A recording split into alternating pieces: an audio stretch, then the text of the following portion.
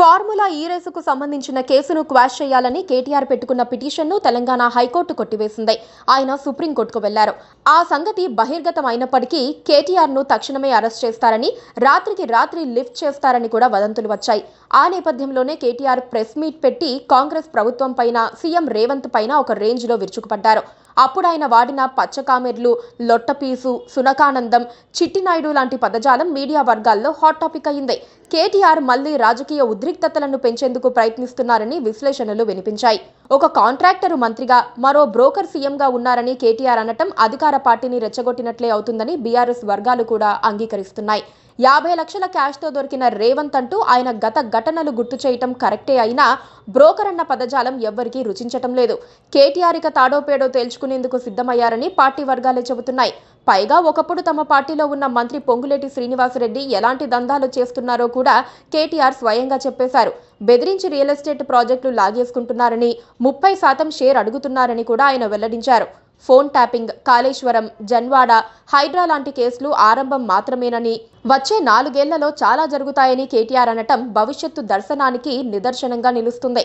కేటీఆర్ ఇప్పుడు దేనికైనా రెడీ అంటున్నారు. ఎలాగూ వరుస కేసులు ఖాయమని, ఏదో ఒక కేసులో జైలుకు పంపటం అయితే ఖాయమని కేటీఆర్ నిర్ణయానికి వచ్చారు. ఎక్కువ కాలం జైల్లో ఉంచేందుకు సైతం కాంగ్రెస్ ప్రభుత్వం వ్యూహరచన చేస్తోందని బీఆర్ఎస్ అగ్రనేత నిర్ధారణకు వచ్చారు. అందుకే ఆయన ఎదురుదాడే సరైన మార్గమని డిసైడ్ అయ్యారు. పోరాడితే పోయేదేమీ లేదు, బానిస సంఖ్యలు తప్ప అన్నట్లుగా వ్యవహరిస్తున్నారు కేటీఆర్. అనునిత్యం కాంగ్రెస్ పై పోరాటానికి సిద్ధమయ్యారు.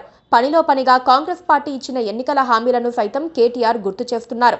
ఒక్క హామీని కూడా సరిగ్గా అమలు చేయలేని కాంగ్రెస్ ప్రభుత్వం దాని నుంచి డైవర్షన్ కోసం తమపై కేసులు పెడుతోందని బీఆర్ఎస్ ప్రధానంగా ఆరోపిస్తోంది. మెగా ఇంజనీరింగ్ వ్యవహారాన్ని కూడా కేటీఆర్ ప్రస్తావిస్తున్నారు. మల్లన్న సాగర్ పనులను కూడా మెగా ఇంజనీరింగ్కి ఇవ్వబోతున్నట్టు సమాచారం ఉందని, అది కూడా క్విడ్ ప్రోకోలో భాగంగానే ఇస్తున్నారా అని ప్రశ్నించారు. మూసీ ప్రాజెక్టును కూడా మెగాకే ఇచ్చారని, ఇది కూడా క్విడ్ ప్రోకోలో భాగమేనా అని నిలదీశారు. గ్రీన్ కో కంపెనీ నుంచి ఎలక్టోరల్ బాండ్లు అందుకోని రాజకీయ పార్టీ తెలంగాణలో ఏదైనా ఉందా? కాంగ్రెస్, బీజేపీ, టీడీపీ, వైసీపీకి కూడా గ్రీన్ కో బాండ్ల రూపంలో విరాళాలిచ్చింది. ఒక బీఆర్ఎస్ పార్టీ మీదనే కాంగ్రెస్ నాయకులు ఎందుకు ఏడుస్తున్నారు అని కేటీఆర్ నిలదీశారు. డైవర్షన్ కోసం ఏం చేసినా తాము భయపడపోమని, కేసుల విషయంలో అంబేద్కర్ రాజ్యాంగం ప్రకారం తమకు దక్కిన హక్కును కాపాడుకుంటామని కేటీఆర్ సమాధానమిస్తున్నారు. పైగా కాంగ్రెస్, బీజేపీ ఒకటేనని ఆయన జోస్యం చెప్పారు. గతంలో ఆ 2 పార్టీలను చిత్తు చేసి అధికారంలోకి వచ్చామని, వచ్చే ఎన్నికల్లోనూ అదే రిపీట్ అవుతుందని కేటీఆర్ చెప్పుకున్నారు. రోషమున్న తెలంగాణ బిడ్డగా కేటీఆర్ మరో సవాలు కూడా చేస్తున్నారు. ఫార్ములా ఈ కారు రేసుపై అసెంబ్లీలో చర్చ పెట్టాలని కోరితే ముఖ్యమంత్రి పారిపోయారని, ఇప్పుడు కూడా తాను చర్చకు సిద్ధమని కేటీఆర్ అంటున్నారు. రేవంత్ రెడ్డి జూబ్లీహిల్స్ ప్యాలెస్లో మొత్తం మీడియా సమక్షంలో చర్చ పెడితే తాను సమాధానం చెప్పేందుకు రెడీగా ఉన్నానని బీఆర్ఎస్ వర్కింగ్ ప్రెసిడెంట్ అంటున్నారు. దాన్ని సవాలుగా తీసుకునే దమ్ము రేవంత్ రెడ్డికి ఉందా అన్నది కేటీఆర్ ప్రశ్న. మరి కేటీఆర్ సవాలుకు కాంగ్రెస్ పార్టీ స్పందిస్తుందా? రేవంత్ రెడ్డి చర్చకు వస్తారా అన్నదే పెద్ద ప్రశ్న.